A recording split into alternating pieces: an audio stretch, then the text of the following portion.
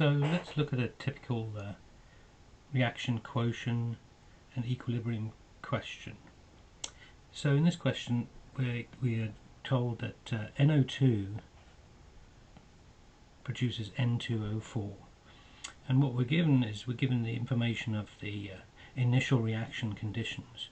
So we're told how much NO2 is added. We know that it's in a 1 litre flask, and then we know that as this reaction happens, as it proceeds to the right, it's going to finally come to equilibrium. So the reaction is going to happen, and then at some point it's going to reach equilibrium, and at equilibrium these are our equilibrium concentrations. And so the first thing we're asked is, what is the value of the reaction quotient, which remember is QC, before the reaction occurs? And so if we think about this at the beginning, what we can do is we can talk about, well, what are our initial conditions? So what was the concentration of NO2? And we know that we had 0.10 moles of NO2, and they were placed in a 1 litre flask, because remember, concentration is moles per litre, which often ends up being molarity. And if we divide this through, we get 0.10 molar solution. And of course this is all to sig figs, because that's what we're given in the actual question. And so it would also be nice to know at the so these are the initial values, and then what's the concentration of N2O4? Well, at the very start of this reaction we add NO2 and there's nothing been produced yet, so the concentration of N2O4, our initial value, is 0 molarity. And so now if we're asked, well, what's the reaction quotient? The reaction quotient is going to be the concentration of N2O4, the product, over the concentration of the reactant, NO2. And of course this is going to have a value squared, because if we go up to the stoichiometry equation, the balanced equation, we see that we have a 2, and so this comes from the balanced equation.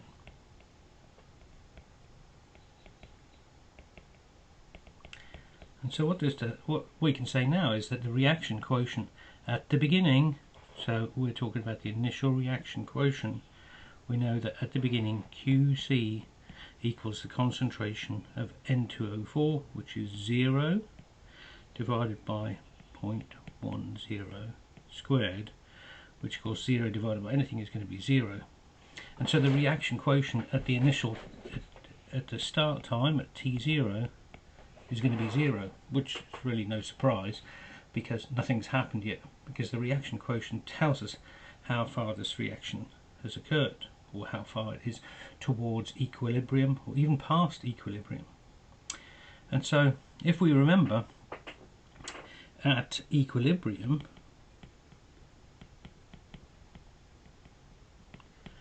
the value of the reaction quotient equals the reaction of the equilibrium constant. They're one and the same at equilibrium, but to start with, the reaction quotient tells us how far or how close we're getting to the equilibrium constant. And so we're asked now to the second part of the question is, what is the value of the equilibrium constant for the reaction? And so we know that QC equals KC, so at equilibrium we can write KC equals the concentration of the product divided by the reactant, then taking stoichiometry into account, this is going to be squared. And so what we're also told is, we're also given some information. We're told up here in the question that at the equilibrium, once we reach equilibrium, these are the concentrations of NO2, and this is the concentration of N2O4. So we can use those values now because we now use the equilibrium concentrations.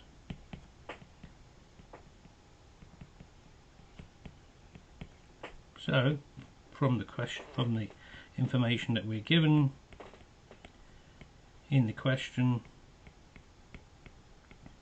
this would be squared.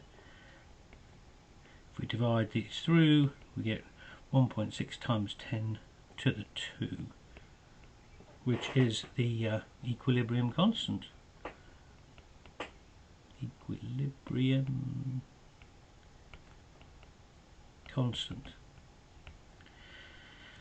And it's common practice to not have any units, and the reason for this is that what we're actually using for the equilibrium constant is, strictly speaking, we're not using concentrations. We're actually using what are called activities, which we'll talk about later on. And so activities have no units, and this is why Kc has no units. And the activity of different compounds and substances is equivalent to their concentration, but we don't use any units when we talk about Kc. So at this point we know that the equilibrium constant is 1.6 times 10 to the 2, and when we talk about the reaction, we know that at the start the initial reaction quotient times 0, reaction quotient equals 0, and we know that the value of Kc equals 1.6 times 10 to the 2.